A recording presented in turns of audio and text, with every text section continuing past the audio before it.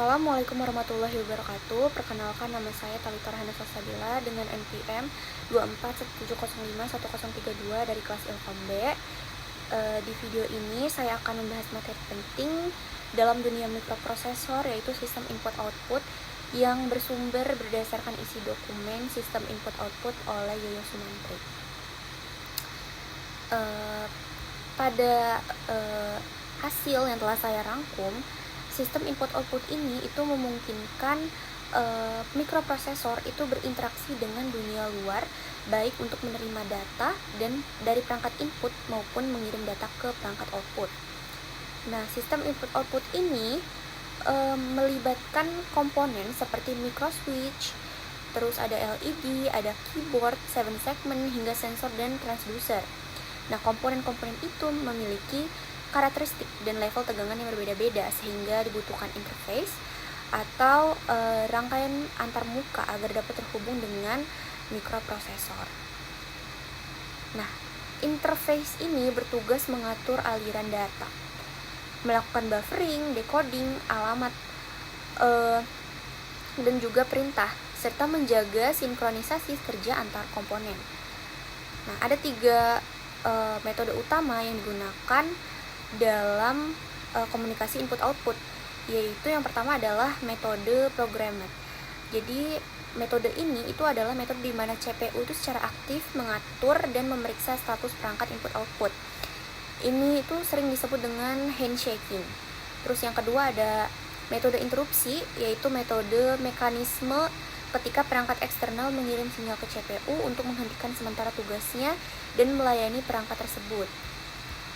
Selanjutnya ada yang ketiga, yaitu metode direct memory access atau DMA. Jadi di sini transfer data itu dilakukan langsung antara memori dan perangkat input output tanpa campur tangan CPU menggunakan pengontrol DMA. Selanjutnya itu adalah sistem input output dibagi menjadi 2, yaitu input output paralel dan juga input output serial. Jadi pada input output paralel ini data dikirim secara bersamaan itu melalui beberapa jalur.